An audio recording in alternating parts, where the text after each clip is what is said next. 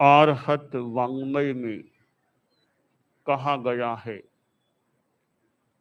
इंद्रियत्थे विवज्यता सज्जायम चैव पंचहा तम मुक्ति तप पुरक्कारे उव उत्ते इरियम रिये आश्रय।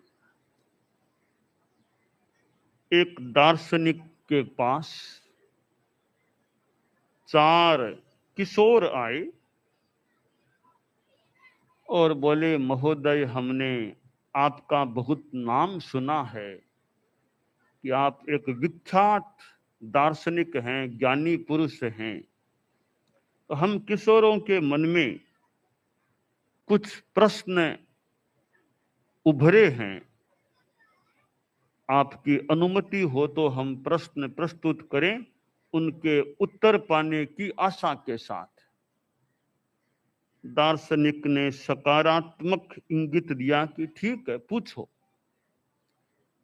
पहला किशोर बोला कि महोदय, दुनिया में सबसे बड़ा कौन होता है?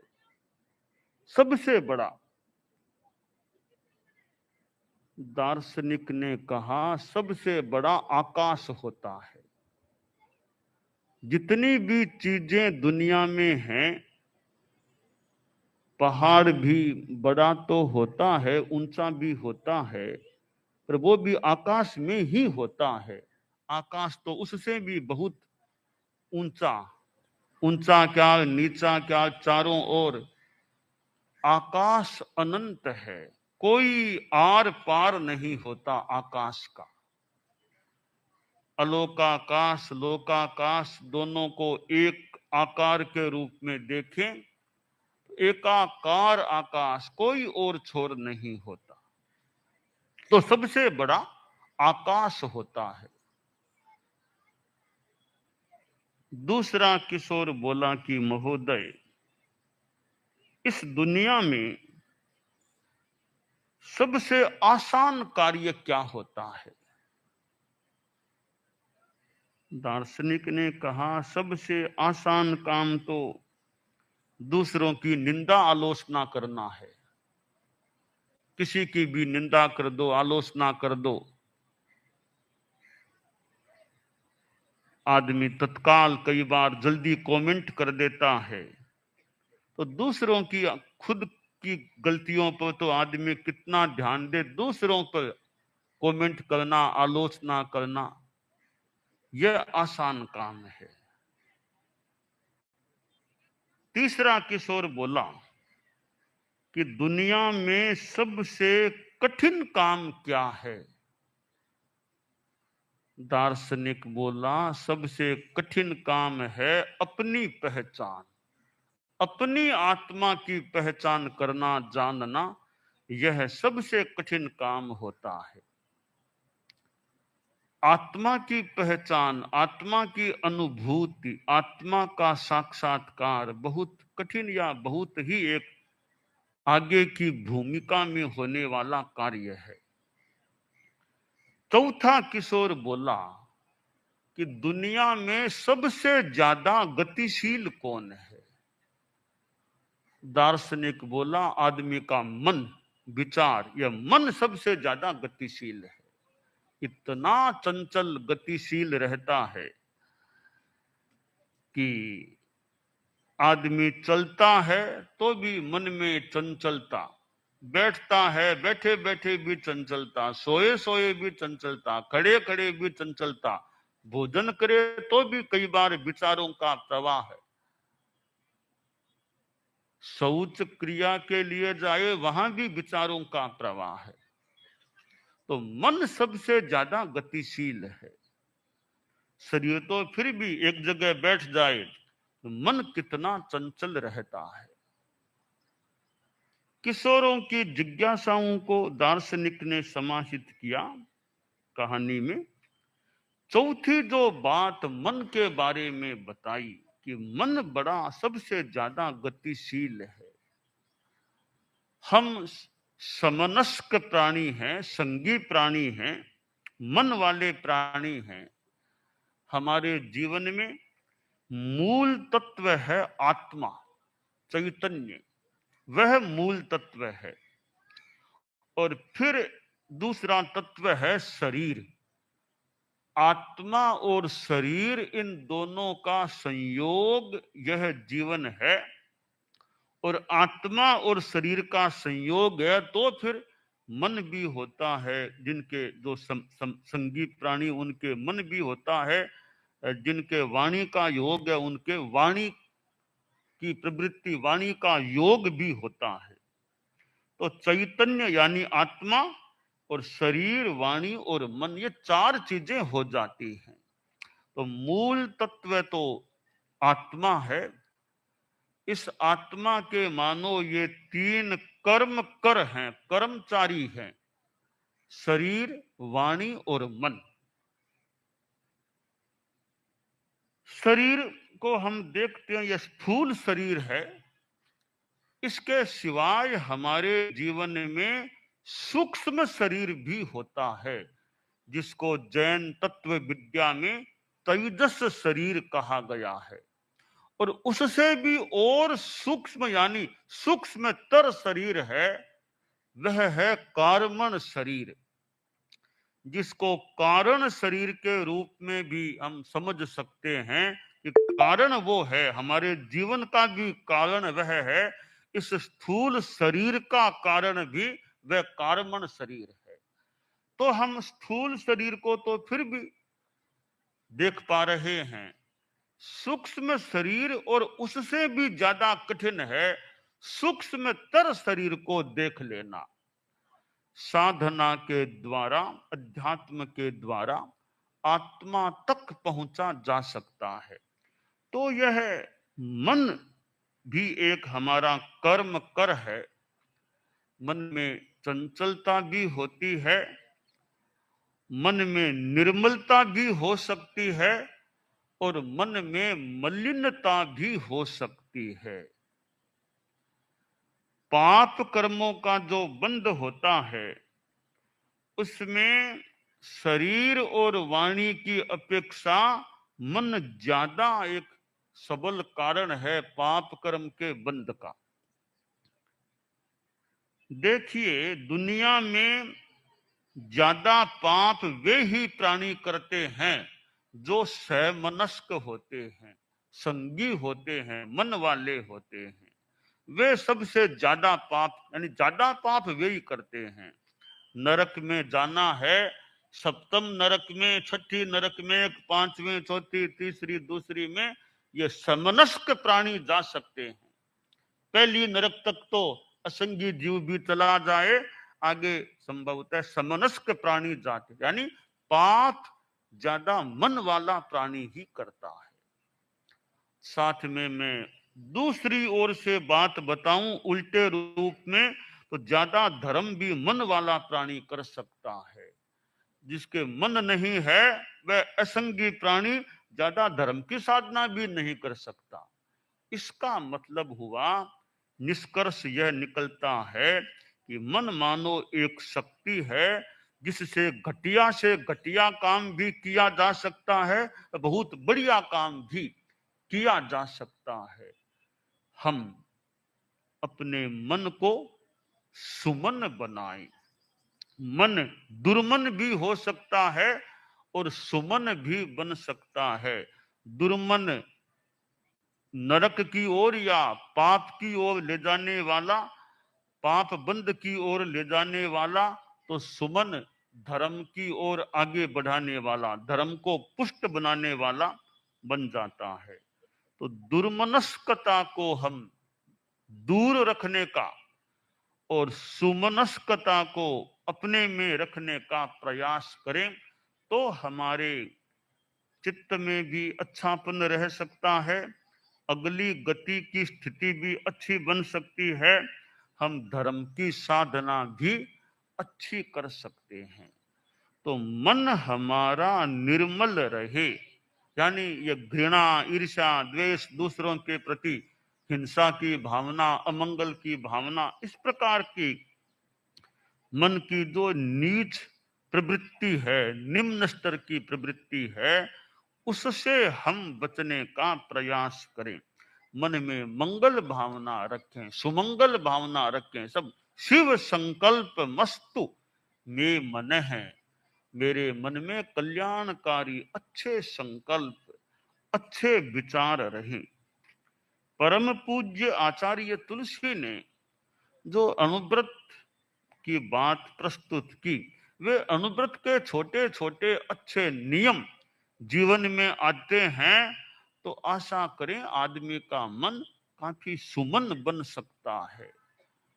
और परम पूज्य आचार्य महाप्रज्ञ जी प्रेक्षा ध्यान कराते थे।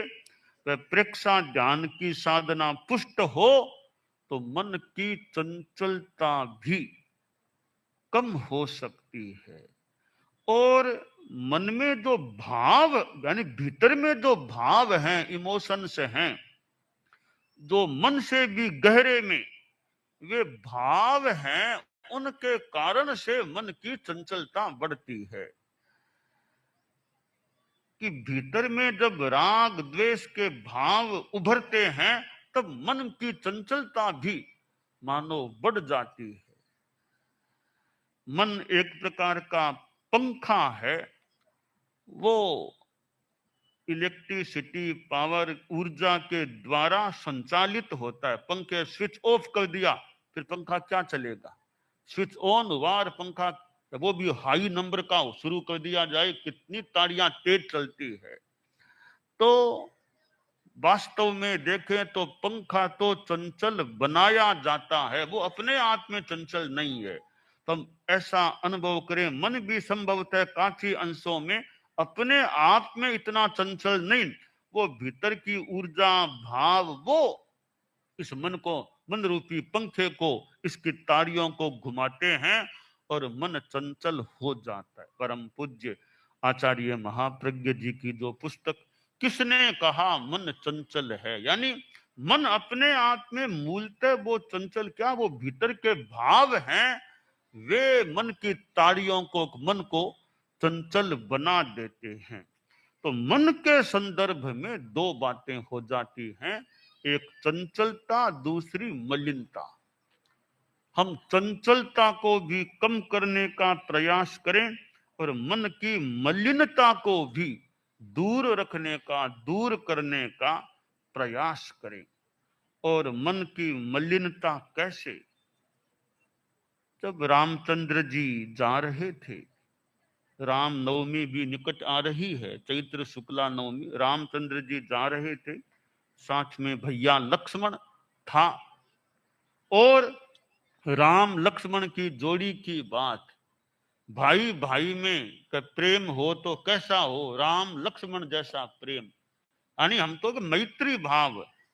और राम को लक्ष्मण जैसा भाई मिला, लक्ष्मण को रामचंद्र जी जैसे अग्रज मिले।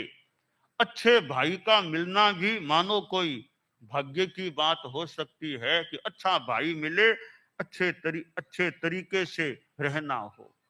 तो रामचंद्र जी और लक्ष्मण जी, तो छोटा भाई लक्ष्मण साथ साथ जब रहते तो एक दिन कहा, भैया लक्ष्मण देखो, यह बगुला है, पानी में दिख रहा है पंपा में, कितना धार्मिक प्राणी, यह कितना धार्मिक है। संस्कृत में श्लोक भी है, पश्य लक्ष्मण पंपायाम बकह कियद् धार्मिक है, मंदम मंदम पदम धत्ते जीवानाम बद्ध संकया। देखो लक्ष्मण वो पानी में बगुला है, कितना धार्मिक है। देखो कितना धीरे धीरे पांव रख रहा है, किस लिए? कोई जीव मर न जाए। जैसे जैन साधु हमारे एरिया समिति में मानो धीरे धीरे पांव रखते हो कि चींटियां है धीरे धीरे चलो, ऐसे कोई मर न जाए जीव, जैसे जैन मुनि के लिए वो एरिया समिति की बात, वैसे ये बगुला भी कैसे धीरे धीरे पांव धर रहा है, कोई जीव मर न जाए, कितना धार्मिक प्राणी है। यह बात रामचंद्र जी ने कही तो वहां पानी में मछली भी थी, मछलियां थी, एक मछली ने यह बात सुनी, सोचा अरे रामचंद्र जी महाराज ने इसकी प्रशंसा की है। प्रशंसा भी हर किसी की बिना ध्यान दिए नहीं करनी चाहिए। प्रशंसा के लायक है या नहीं, प्रशंसा के लायक न हो और पब्लिक में प्रशंसा कर दे तो वो भी कई बार उपयुक्त बात नहीं। तो प्रशंसा के योग्य है या नहीं, तो योग्यता लगे कि पुरस्कार देंगे, उस पुरस्कार की योग्यता है कि नहीं उसमें, या ऐसे ही पुरस्कार दे रहे हो, तो योग्यता प्रशंसा के लायकता है कि नहीं। तो मछली बोली बकह किं सस्यते राम ये ना हम निष्कुलीकृत है सहचारी विजानीयात चरित्रम सहचारिणा या सहचारिण है। कवि की भाषा मान ले, मछली बोली रामचंद्र जी महाराज इस बगुले की क्या प्रशंसा करते हो, आप क्या प्रशंसा की है, इसको मैं जानती हूँ, मेरे परिवार का सत्यानाश इसी ने तो किया है, हमको खा जाता है ये तो, आप इसकी प्रशंसा कर रहे हो। महाराज साथ में रहते हैं वो जानते हैं कि साथी कैसा है, दूर वाले कितना क्या जाने, हाँ दूर से जा बहुत अच्छे सा बहुत अच्छे सा बहुत, अरे बहुत अच्छे तो ठीक है, साथ रहने वाले क्या उसको मानते हैं, उनके साथ कैसा व्यवहार है वो जानते होंगे कि कैसा व्यवहार उसका हो रहा है। तो हम तो पानी में साथ रहने वाले हैं, हम जानते हैं इस बगुले के क्या कारनामे होते हैं। यानी बगुला धीरे धीरे चले पर उसका ध्यान यह है कि मछली को कैसे पकड़ूं। तो ये चित्त की मलिनता, हमारे में चित्त की मलिनता न रहे न आए, और यह खराब परिणामों से छोटा सा प्राणी 7वीं नरक के आयुष्य का बंध, तंदुल मत्स्य 7वीं नरक के आयुष्य का बंद कर लेता है परिणामों के मलिन परिणामों से। तो मन की मलिनता, राग द्वेष घृणा ईर्ष्या ये हमसे दूर रहे, और मन की चंचलता कुछ तो ऐसे ही कम हो जाएगी संभवतः, तो मन पवित्र होगा तो और ज्यादा हम निर्विचारता का कुछ अभ्यास करें तो मन की चंचलता और कम हो सकती है। तो हमारे जीवन में यह जो मन है, मन की अपनी शक्ति भी होती है और कई बार मन कमजोर भी पड़ जाता है। तो मन बलवान हो, मनोबल अच्छा हो तो थोड़ा कठिन काम करना भी इतना कोई दुरूह नहीं होता, आदमी कठिन काम भी हाथ में ले सकता है। मन कमजोर पड़ जाए तो थोड़ा सा कठिन काम भी करना दुरूह या असंभव जैसा बन सकता है। तो मनोबल प्राप्त होना भी एक जीवन की उपलब्धि होती है। हम अनुव्रत यात्रा अभी इस वर्ष कर रहे हैं, अनुव्रत आंदोलन के 75वें वर्ष के संदर्भ में परम पूज्य गुरुदेव तुलसी के द्वारा यह चलाया गया, बढ़ाया गया अनुव्रत आंदोलन। और अनुव्रत के छोटे छोटे नियम जीवन में आ जाएं तो अच्छे नियम जीवन में आते हैं और संकल्प शक्ति कुछ जाग जाए, आदमी का हो सकता है मनोबल भी मजबूत हो जाए। तो दुनिया में अनेक बलों में यह मनोबल भी एक तत्व है। हमारा मन निर्मल रहे और मन की चंचलता भी कम रहे, ऐसी साधना अभ्यास ध्यान है, भाव क्रिया है। जो कार्य करें उसके अलावा मन कहीं न जाए ऐसा अभ्यास करें। तो प्रयास, अभ्यास और वैराग्य से मन की चंचलता को कम किया जा सकता है, मन को अच्छा बनाया जा सकता है। दानान शठम अभय पयानम सच्चे सुया अणवज्जं वयंती तवे सुया उत्तम बंभचेरम लोगुत्तमे समणेनाय पुत्ते।